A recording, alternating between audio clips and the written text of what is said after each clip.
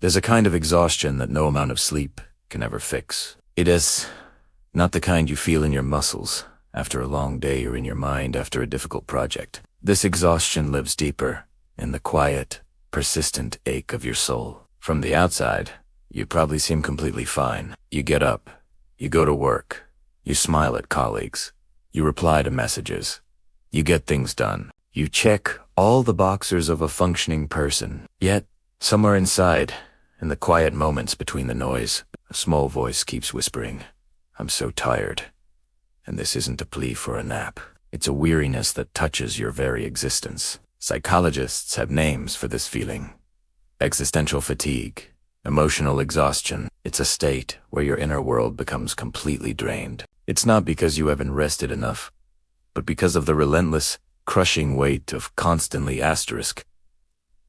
becoming asterisk. You've had to be strong for so long, holding everything and everyone together, suppressing emotions that had nowhere safe to go. You've carried responsibilities, expectations from others, and your own silent pain until they all merged into an invisible heaviness. No one else can see it, but you feel it with every single breath. At its core, this profound fatigue is a byproduct of modern life. We live in a world that relentlessly teaches us to value productivity over peace, efficiency over emotion, and achievement over alignment with our true selves. We are constantly rewarded for doing more, for being on, not for being well. And so, we learn to ignore our own depletion. We learn to silence the alarm bells our soul sends us when it's running on empty, when the tank is not just low, but bone dry. This is often where a condition called anhedonia begins to creep in. Anhedonia is the inability to feel joy. It's not that life itself has lost its meaning,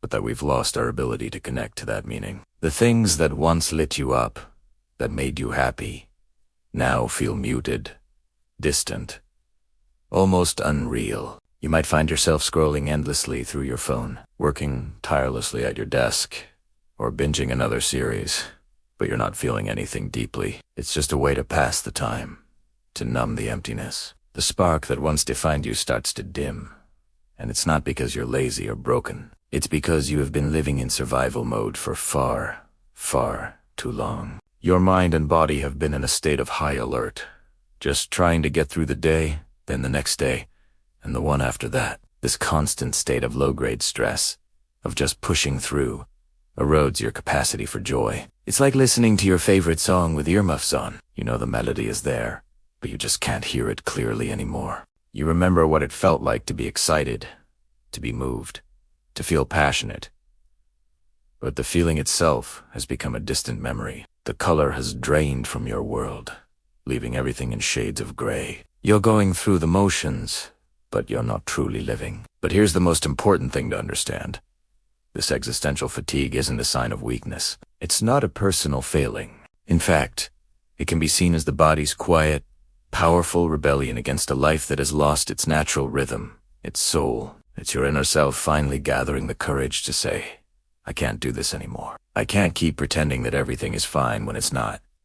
The cure, then, isn't more sleep or another long weekend off, though those things can help. The true cure is reconnection.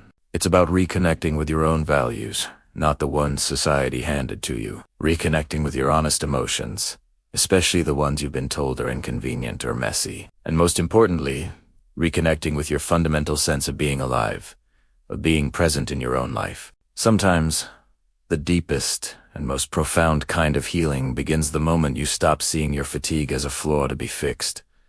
It starts when you begin to see it as a compass that has been broken for a while, but is now, finally, pointing you in a new direction. It's pointing you back towards what truly matters, what truly nourishes the soul. Slowness, meaning authenticity, genuine connection, love, and peace. This feeling of exhaustion is a sacred signal. It's asking you to slow down and listen. It's asking you to question the life you've built.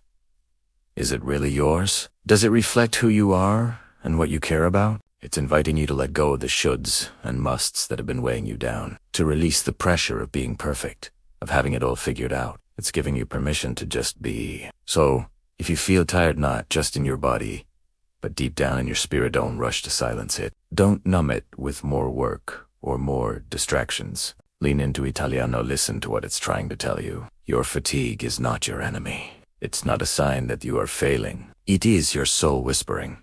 Maybe for the first time in a long time, it's time to live differently. It's time to come home to yourself. Thank you so much for spending this time with me. If this message resonated with you, please consider liking this video and subscribing to the channel for more conversations like this. Take care of yourself, and remember to listen to what your soul is telling you.